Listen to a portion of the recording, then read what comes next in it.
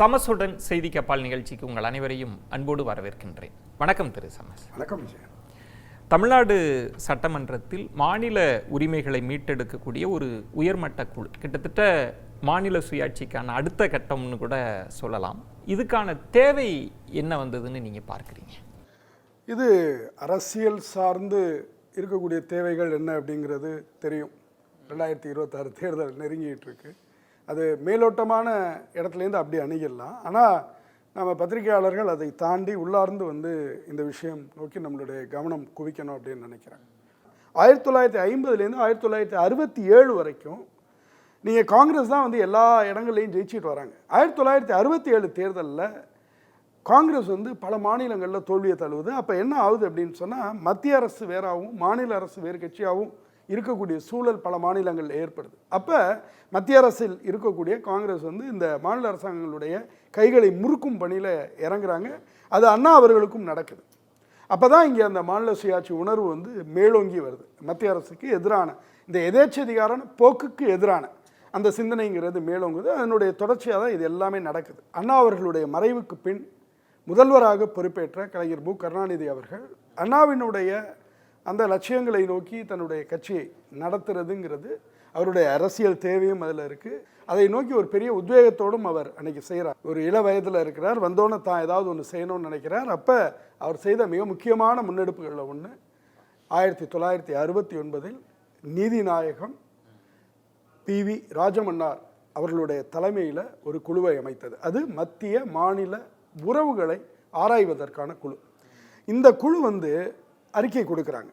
அறிக்கை கொடுத்தோன்னே அந்த அறிக்கையை அன்றைய பிரதமர் இந்திரா காந்தி அவர்களுக்கு கருணாநிதி அவர்கள் அனுப்பி வைக்கிறார். அவங்க நீங்கள் அரசு சார்ந்து இதை எப்படி அணுகிறீங்க அப்படிங்கிறத பார்த்து அனுப்புங்க, நான் என்ன செய்யணுமோ செய்கிறேன் அப்படின்னு சொல்லி அவங்க ஒரு பதில் அனுப்புகிறாங்க. இதற்கு பிறகு 1974 ஏப்ரல் 16 அன்றைக்கு ஒரு மாநில சுயாட்சிக்கான சிறப்பு சட்டமன்ற விவாதம் நடக்குது. கிட்டத்தட்ட 5 நாட்கள் அது நடக்குது.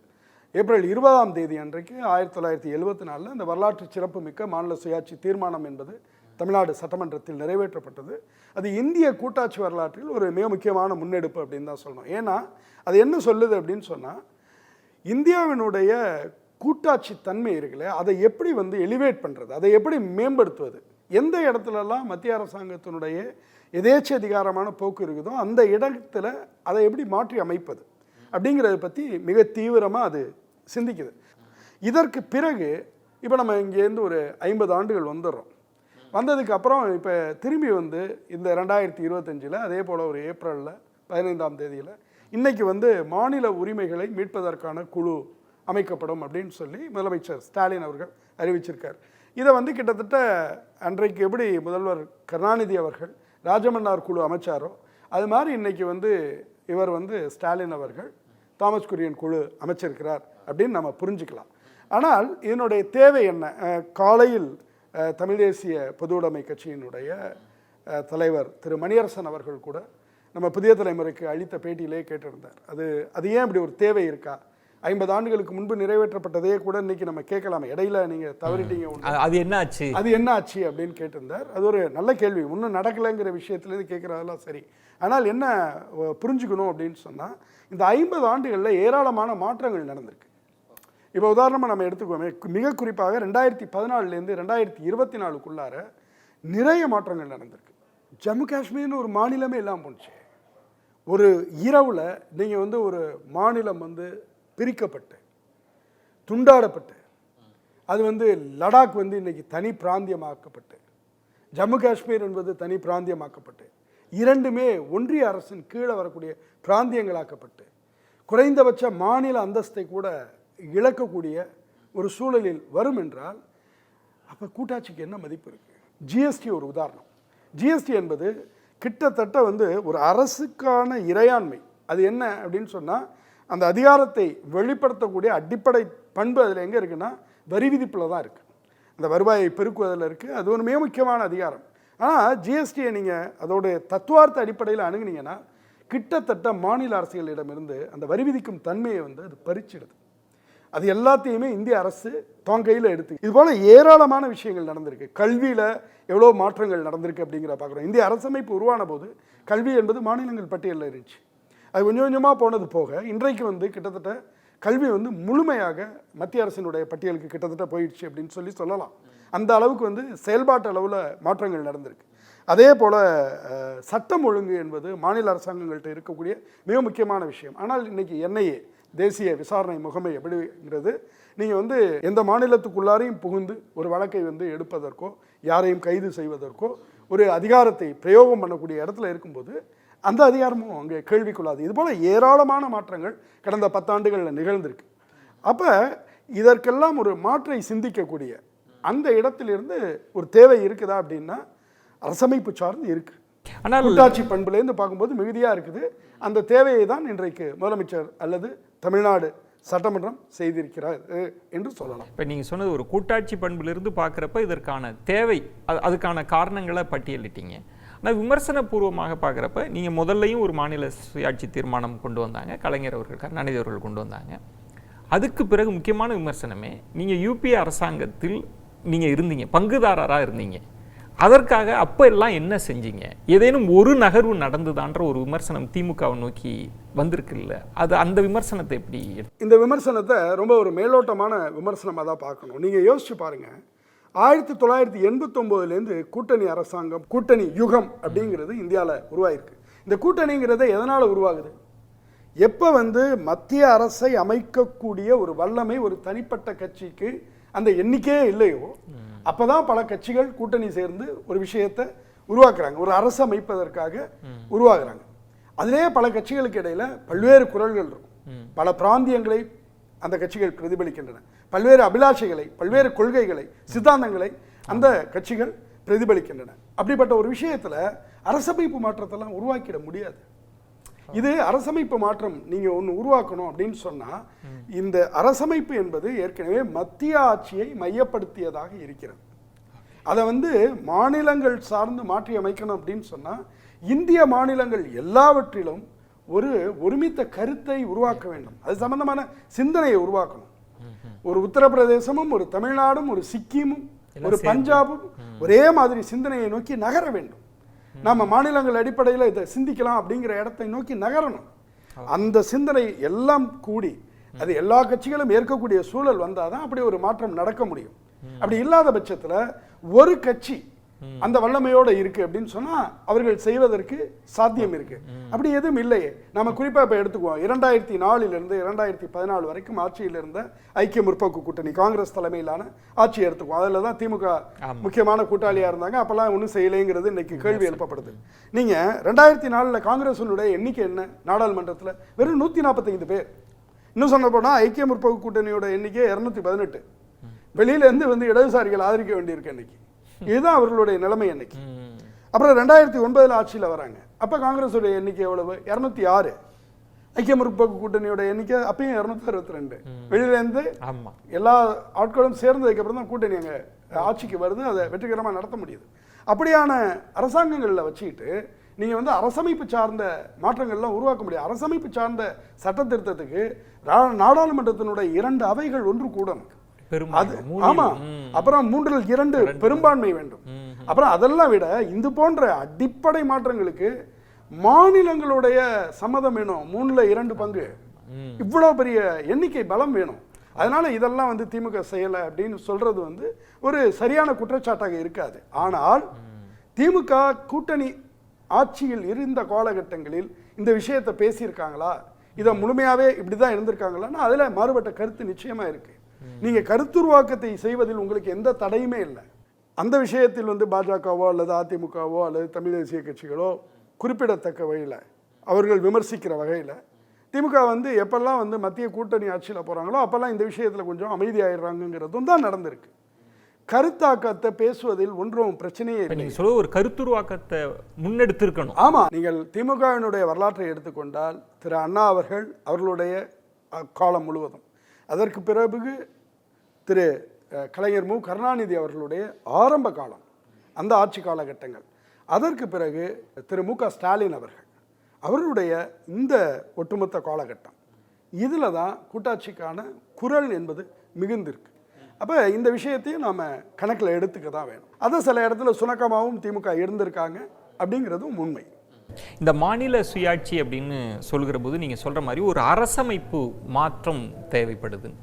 நிறைய விவாதங்களுக்கு பிறகு தான் இந்தியாவுக்கான ஒரு அரசமைப்பு உருவாக்கப்படுது. அதன் பிறகு சூழல் மாறி ஒரு அரசமைப்பு மாற்றம் தேவைன்ற இடத்துல தான் இந்த குரல்கள் எழுகிறது. அப்படின்னா உங்கள் பார்வையில் அதற்கு அப்படி ஒரு தேவை இருக்கா? அரசமைப்பு மாற்றம் இந்தியா அரசமைப்பு உருவாக்கும் போது மகாத்மா காந்தி அவர்கள் சொன்னார், இந்த நாட்டினுடைய அதிகாரம் என்பது டெல்லியில இருக்கக்கூடாது, அது ஒவ்வொரு கிராமத்திலும் இருக்க வேண்டும் என்று நான் நினைக்கிறேன் அப்படின்னு சொன்னார். ஆனால் இன்றைக்கு இந்த அரசமைப்பை உருவாக்கக்கூடியவர்கள் ஒரு டெல்லியை மையமாக்கிய அதிகார குவிப்பு நாட்டை தான் உருவாக்க விரும்புகிறார்கள் என்று நான் அஞ்சுகிறேன் அப்படின்னு சொல்லி பேசியிருக்கார். இந்திய அரசமைப்பு உருவாக்கும் என்பது மகாத்மா காந்திக்கே மகிழ்ச்சி தரவில்லை என்பதுதான் உண்மை. ஏனென்றால் அதிகாரம் குவிக்கப்பட்ட காலகட்டம் அது. அதற்கான ஒரு நியாயப்பாட்டை அன்றைய சூழல் உருவாக்கி இருந்தது. ஏனென்றால் பிரிவினை, ஒரு தேசம் துண்டாடப்பட்டு இரத்தத்தோடு இரண்டு பக்கமும் இரத்த ஆறு ஓடிக்கொண்டிருந்தது. இந்த பக்கம் வங்காளத்திலும் அந்த பக்கம் பஞ்சாபிலுமாக இரத்த ஆறு ஓடிக்கொண்டிருந்த காலகட்டம் அது. அப்போ மேலும் பிரிவினை குரல்களையோ பிரிவினையையோ தாங்க முடியாது என்கிற இடத்தில் அது சம்பந்தமான நடவடிக்கைகள் அன்றைய அரசமைப்பு உருவாக்கத்தில் அந்த பண்பு தேவையாக இருந்ததாக கூட நாம் வைத்துக்கொள்ளலாம்.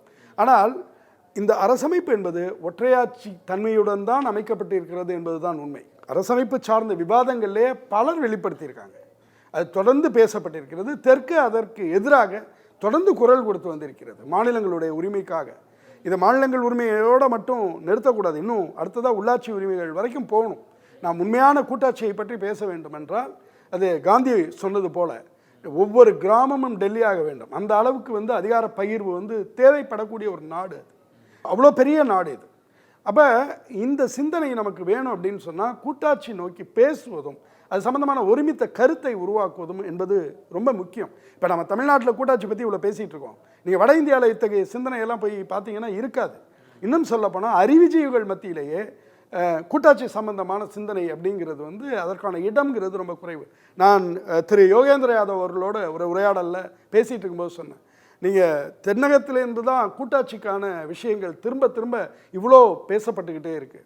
வடக்கில் நீங்கள் மதச்சார்பன்மையை பற்றி பேசக்கூடிய அளவுக்கு கூட்டாட்சியை பற்றி நீங்கள் இன்னும் பேசவில்லை அப்படிங்கிறத தொடர்ந்து நான் அவர்கிட்ட ஒரு உரையாடலில் கூட பேசும்போது நான் சொன்னேன். அப்புறம் தெற்கினுடைய குரல் அதனுடைய விஷயங்கள் எல்லாம் விவாதித்த போது அவர் அதுக்கு கிட்டத்தட்ட ஒரு ஒத்திசைவோடு அந்த விஷயத்தை பகிர்ந்துட்டார். எதற்காக சொல்கிறேன் அப்படின்னா, கூட்டாட்சித்துவம் அப்படிங்கிறது இன்னும் அது ஒரு சிசுவாக தான் இருக்குது. ஒரு குழந்தை பிறந்த கணத்திலே இருக்கிற மாதிரி தான் இருக்குது. 1950கள்லேருந்தே அது இன்னும் வளரவே இல்லை. அந்த வளருவதற்கு இத்தகைய நடவடிக்கைகள், இத்தகைய பேச்சு, இத்தகைய சிந்தனை இதெல்லாம் முக்கியம். இதெல்லாம் இன்றைக்கே நடந்துடும் அப்படிங்கிறதுக்கு இல்லை, ஆனால் இது முக்கியம். நம்முடைய காலகட்டத்தில் இது குறித்தெல்லாம் நாம் பேசியிருக்கோம், பண்ணியிருக்கோங்கிற விஷயம் முக்கியம். வரலாற்று தொடர்ச்சியோடு இந்த மாநில சுயாட்சி கூட்டாட்சி குறித்தெல்லாம் பேசுகிறப்ப இப்போ நடப்பு அரசியலுக்கு வருகிற போது முதல்வர் இது குறித்த ஒரு உயர்மட்ட குழுவை போட்டு மாநில சுயாட்சி குறித்து பேசியிருக்கிறாருன்னா சட்டமன்றத்தில் இது செயல்படுத்திய விதம் எப்படி பார்க்குறீங்க? ஏன்னா பிரதான எதிர்க்கட்சியாக இருக்கிற அதிமுக வேறொரு காரணம் சொல்லி அவங்க வெளிநடப்பு செஞ்சுருக்கிறாங்க. பாஜக இது நாட்டு அந்த வலுவை குறைச்சிரும், கிட்டத்தட்ட பிரிவினைவாதம்ன்ற அளவுக்கு போயிருக்கிறாங்க. இதை கொண்டு வந்த விதத்தை எப்படி பார்க்குறீங்க? பாஜகவினுடைய எதிர்ப்பு அவர்களுடைய சித்தாந்த அடிப்படையில் இருந்து இதை அணுகிறாங்க. அதை தவறான சொல்ல முடியாது, அவங்க அப்படி தான் பேசுவாங்க. ஆனால் அதிமுக உள்ளிட்ட தமிழ்நாட்டினுடைய கட்சிகளை ஒருங்கிணைத்திருக்க முடியும், திமுக நினச்சிருந்தா முடியும். இவ்வளோ அவசரமாக நேற்று இரவு ஒரு சின்ன செய்தி கசிவோட இன்னைக்கு படார் அப்படின்னு சொல்லி இந்த விஷயம் வந்திருக்க வேண்டிய அளவுக்கு அவசரம் இதில் தேவையா அப்படிங்கிறது தெரில. ஏன்னா ஒரு அனைத்து கட்சி கூட்டம் நடத்தி இதனுடைய தேவைகளை சொல்லி அதற்கப்புறம் ஒரு ஒருமித்த கருத்தை உருவாக்கி இந்த விஷயத்தில் நிறைவேற்றி இருந்தால் இன்னும் அது தமிழ்நாடு முதல்வருக்கும் தமிழ்நாடு சட்டமன்றத்துக்கும் ஒரு பெரிய இந்த ஆட்சிக்குமே ஒரு கூடுதல் மரியாதையை சேர்த்திருக்கும். இது போன்ற ஒரு நாளில் அதிமுக அந்த இடத்துல இல்லை, பேசலை அப்படிங்கிறது ஒரு துரதிருஷ்டவசமான ஒன்று. அவங்களும் இந்த தவற விட்டுட்டாங்கன்னு சொல்லலாம். ஆமாம், ஒரு பெரிய வாய்ப்பை அவர் தவற விட்டுருக்கார் அப்படின்னு சொல்லலாம். ஏன்னு சொன்னால் நாங்கள் ஒரு தேர்தல் கூட்டணி தான் கொள்கிறோம், கொள்கை கூட்டணி கிடையாது அப்படிங்கிற மாதிரியான ஒரு தொனியில் அதிமுக பாஜகவுடனான உறவை வெவ்வேறு காலகட்டங்களில் பேச செஞ்சுருக்காங்க. அப்போ கொள்கை அப்படின்னு சொல்லும்போது நீங்கள் அந்த இடத்துல ஒருமித்து நிற்க வேண்டிய தேவை இருக்குது. இது ஒரு வரலாற்று தருணம். இது போன்ற விஷயம் மத்திய அரசினுடைய அல்லது டெல்லியை ஆளும் கட்சியினுடைய அந்த கை முறுக்களை அதிமுகவை விடவும் திரு இபிஎஸ் அவர்களை விடவும் வேற யார் வந்து பார்த்துருக்க முடியும்? அப்போ இது போன்ற விஷயங்கள்ல அவங்க வந்து கூட நிற்கிறது வழியா அவர்களுக்கான குறைந்தபட்ச ஒரு நம்பகத்தன்மையை காப்பாற்றிட்டு இருக்க முடியும். இது போன்ற விஷயங்கள்ல அப்படி போகும்போது உங்களுடைய கொள்கை என்ன அப்படிங்கிற ஒரு கேள்வி வருவதுங்கிறது தவிர்க்கவே முடியாது. இந்த இடத்துல ஒரு மிக முக்கியமான ஒரு விஷயத்தை சுட்டி காட்டணும் அப்படின்னு நினைக்கிறேன். 1970களில் திரு கலைஞர் மு கருணாநிதி அவர்கள் மாநில சுயாட்சி தீர்மானம் கொண்டு வந்தப்ப அதிமுக அதில் பங்கேற்கலை, அவங்க பேசிட்டு போயிட்டாங்க. ஆனால் 1983 மிக முக்கியமான நடவடிக்கையை எம்ஜிஆர் அவர்கள் எடுத்தார்கள். அன்றைக்கு அவர் முதல்வராக இருந்தார். அவர் எடுத்த நடவடிக்கை என்பது மிக முக்கியமான ஒரு விஷயம். என்ன பண்ணார் அப்படின்னு சொன்னால், அன்றைக்கு கர்நாடக முதல்வராக இருந்த ராமகிருஷ்ண ஹெக்டே அவர்கள் தலைமையில் பெங்களூரில் தென்னக மாநில முதல்வர்களுடைய ஒரு கூட்டத்துக்கு ஏற்பாடு பண்ணார். அதில் யாரெல்லாம் கலந்துக்கிறாங்க? கர்நாடக முதல்வர் ராமகிருஷ்ண ஹெக்டே, ஆந்திர முதல்வர் திரு என்.டி. ராமராவ், தமிழ்நாடு முதலமைச்சர் எம்.ஜி. ராமச்சந்திரன் அவர்கள், புதுச்சேரி முதலமைச்சர் டி. ராமச்சந்திரன் அவர்கள், இவங்க அத்தனை பேரும் அதில் கலந்துக்கிறாங்க. கலந்துக்காமல் போன ஒரே தென்னக மாநில முதல்வர் கருணாகரன் அவர்கள், கேரள முதல்வர். அவருக்கும் வந்து டெல்லியிலேருந்து வந்த சமிக்கை, இந்திரா காந்திகிட்டேருந்து வந்த சமிக்கையை ஒட்டி காங்கிரஸ்காரர் என்பதால் அவர் கலந்து கொள்ளவில்லை. ஆனால் இந்த கூட்டம் வந்து டெல்லியை உலுக்கியது. அன்றைக்கு இது நடந்து அடுத்த 4 நாட்களில் சர்க்காரியா கமிஷனை அறிவித்தது அன்றைய இந்திரா காந்தி தலைமையிலான மத்திய அரசு. சுதந்திர இந்தியாவில் 1950 தொடங்கி மத்திய மாநில உறவுகளை ஆராய்வதற்காக மத்திய அரசால் உருவாக்கப்பட்ட முதல் ஆணையம் என்பது சர்க்காரியா கமிஷன். அதற்கு அன்றைக்கு எம்ஜிஆர் எடுத்த நடவடிக்கை என்பது ஒரு காரணமாக இருந்தது. அந்த சர்க்காரியா கமிஷன் அது பரிந்துரை செய்த விஷயங்களில் ராஜமன்னார் குழுவினுடைய அறிக்கை பரிந்துரைகளும் தாக்கம் செலுத்தி இருந்தன. தமிழ்நாடு அரசினுடைய மாநில சுயாட்சி தீர்மானமும் தாக்கம் செலுத்தி இருந்தது. அதற்கு பிறகு திருப்பி வந்து வாஜ்பாய் காலகட்டத்தில் வெங்கடாச்சலயா ஆணையம், அதற்கு பிறகு மன்மோகன் சிங் அரசு காலகட்டத்திலே பூஞ்சி ஆணையம், இது எல்லாமே மத்திய மாநில உறவுகளை மேம்படுத்துவதற்காக மத்திய அரசால் அமைக்கப்பட்ட ஆணையங்கள். அந்த குழுக்கள் கொடுத்த பரிந்துரைகளிலும் இதனுடைய தாக்கங்கள் இருந்தன. அப்ப என்ன அப்படின்னு சொன்னா, சின்ன சின்ன சின்ன விஷயமா நடந்தா கூட இத்தகைய நடவடிக்கைகளுக்கு பிறகு ஒரு பெரிய மாற்றங்கள் பிரதிபலிப்புகள் இருக்கத்தான் செய்கின்றன. அப்ப அது வந்து அன்னைக்கு அதிமுக நடந்துச்சு. அப்ப இது போன்ற விஷயங்கள் எல்லாம் ஒருமித்த குரல்ல வந்து நிற்க வேண்டிய தேவை அதிமுகவுக்கு. அதே போல மறைந்த முதல்வர் ஜெயலலிதா அவர்களுடைய வாழ்க்கையில் கடைசியாக பங்கேற்ற சுதந்திர தினத்தில் பேசிய உரையினுடைய மைய சாராம்சம் அது என்ன? உண்மையான சுதந்திரம் என்பது நிதி சுதந்திரத்தில் இருக்கிறது. அது ஜிஎஸ்டிக்கு எதிரான அவருடைய அறைகூவல். அதே போல அவர் கடைசியாக ஒரு அறிக்கையை அனுப்பி வைத்தார். அது எந்த கூட்டத்துக்கான அறிக்கை என்றால், மாநிலங்கள் இடைமன்றம் அந்த கூட்டத்தில் பங்கேற்பதற்கு அவர் போகாமல் அதே சமயம் தன்னுடைய அறிக்கையை அவர் அனுப்பி வைத்திருந்தார். அது வந்து அவருடைய சாசனம் என்று கூட சொல்லலாம். கிட்டத்தட்ட மத்திய மாநில உறவுகளை சீரமைப்பதற்கான மத்திய ஆட்சியினுடைய எதேச்சை அதிகாரத்தை கேள்விக்குள்ளாக்கும் எல்லா அம்சங்களும் கொண்ட மிகச்சிறந்த ஆவணம் அது. அப்ப அதிமுகவுக்கும் இதுல ஒரு பங்கு இருக்கு. அதிமுகவினுடைய அடிப்படை கொள்கை வந்து இதுல இருந்து மாறுபட்டதில்லை. திமுக வந்து மத்தியில் கூட்டாட்சி, மாநிலத்தில் சுயாட்சி அப்படின்னு சொன்னா, அதிமுகவுடைய விஷயம் என்ன? கட்டுண்டு வாழும், பிரிவினை நாடும், ஆனால் சமமாய் இணைவோம். அப்ப இந்த விஷயங்கள் இருக்கு இல்லையா, அதுல ஒரு கொள்கை சார்ந்த உங்களுக்கு ஒரு கடப்பாடு இருக்கு. இது போன்ற விஷயங்கள்ல நீங்க வாய்ப்பை தவறவிடக்கூடாது. இன்றைக்கு துரதிருஷ்டவசமாக திரு பழனிசாமி அவர்கள் ஒரு நல்ல வாய்ப்பை தவற விட்டு விட்டார் என்று சொல்லலாம். நிறைவாக இந்த மாநில சுயாட்சி, இந்த கூட்டாட்சி தொடர்பாக கால ஓட்டத்தில் தமிழகத்தின் குரல் ஒழிச்சுக்கிட்டே இருக்கு அப்படின்னு சொன்னீங்க. ஆனாலும் நீங்கள் ரொம்ப முக்கியமானது வந்து அது இன்னும் சிசுவாக தான் இருக்கு அப்படின்றது. ஏன்னா இதற்கு ஒரு அரசமைப்பு மாற்றம், ஒரு பெரிய கருத்துருவாக்கம்லாம் தேவைன்ற இடத்தில் ஒரு கால நெருக்கடி இருக்கு. இந்த தீர்மானம் கொண்டு வரப்பட்டிருக்குன்னா இதனுடைய விளைவு என்னவா இருக்கும்னு நினைக்கிறேன்? இதனுடைய உடனடி விளைவு இருக்காது. ஆனால் இது கொஞ்சம் கொஞ்சமாக மாற்றங்களை உண்டாக்கும், சிந்தனையில் மாற்றத்தை உண்டாக்கும். இது வந்து கூட்டாட்சி சிந்தனையை தூண்டுவதற்கான ஒரு உத்வேக நடவடிக்கையாக இருக்கும். நான் இதில் ஏற்பாட்டில் இருக்கக்கூடிய மிகச்சிறந்த விஷயமா பார்க்கிறது, திரு குரியன் ஜோசப் அவர்கள் தலைமையில் இந்த குழு அமைக்கப்பட்டது. அவர் நல்ல ஒரு நீதிபதி என்று பெயர் எடுத்தவர். அதே போல் அந்த குழுவிலே இருக்கக்கூடிய உறுப்பினர்கள் திரு அசோக் வர்தன் ஷெட்டி, இந்திய ஆட்சி நிர்வாகத்தில் சமகாலத்தில் இருக்கக்கூடிய மிகச்சிறந்த மூளைகளில் ஒன்று என்று திரு அசோக் ஷெட்டியை சொல்வேன். ரொம்ப கூட்டாட்சிக்கான வலுவான குரல், அரசமைப்பு சார்ந்து சிந்திக்கக்கூடிய ஒரு ஆளுமை அவர். அதே போல பேராசிரியர் நாகநாதன் அவர்கள் தமிழ்நாட்டில் கூட்டாட்சி தொடர்பாக அவரளவுக்கு பேசிய, எழுதிய, தொடர்ந்து சிந்தித்து கொண்டே இருக்கக்கூடிய ஒருவரை பார்ப்பது அரிது. அந்த மாதிரியான ஒரு மனிதர் அவர் இதில் உள்ளடக்கப்பட்டிருக்கார். இதில் இன்னொரு சிறப்பு அம்சம், குரியன் ஜோசப் அவர்கள் கேரளாவை பிரதிபலிக்கிறார், திரு அசோக் ஷெட்டி அவர்கள் கர்நாடகத்தை பிரதிபலிக்கிறார், திரு நாகநாதன் அவர்கள் தமிழ்நாட்டை பிரதிபலிக்கிறார். ஒரே ஒரு குறை, ஆந்திரம் தெலுங்கானாவை பிரதிபலிக்கக்கூடிய அளவில் இன்னொரு உறுப்பினர் இருந்திருந்தால் இது ஒட்டுமொத்த தென்னகத்தின் குரலையும் பிரதிபலிப்பதாக அமைந்திருக்கும். அதுக்கு கூட இன்னும் காலம் இருக்குது அப்படின்னு தான் நினைக்கிறேன். முதலமைச்சர் அது குறித்து கூட பரிசீலனை பண்ணலாம். இந்த அரசியல் நடவடிக்கைகளுக்கெல்லாம் அப்பாற்பட்டு இந்த சிறந்த மூளைகள் உருவாக்கக்கூடிய டாக்குமெண்ட், அந்த வரைவு இருக்கு இல்லையா, அதுதான் என்னுடைய கவனத்தை ஈர்க்கக்கூடிய ஒன்றாகவும் மிக முக்கியத்துவம் வாய்ந்த ஒரு விஷயம் அப்படின்னு நான் நினைக்கிறேன். எப்படி அன்றைக்கு நீதிநாயகம் ராஜமன்னார் குழு ஒரு சிறந்த அறிக்கையை தயாரித்தார்களோ, அது இன்றைய வரைக்கும் பேசப்பட போகிறதா இருக்குதோ, அதே போல் இன்றைக்கு இவர்கள் உருவாக்கக்கூடிய அந்த வரைவு என்பது எதிர்கால கூட்டாட்சி இந்தியாவுக்கு, அது இன்னைக்கு 50 ஆண்டுகளாகலாம், 100 ஆண்டுகளாகலாம், அது பற்றி விஷயம் இல்லை. ஆனால் அதற்கான ஒரு உத்வேகம் தரக்கூடிய வரைவாக இருக்கக்கூடிய சாத்தியத்தை வழங்குது.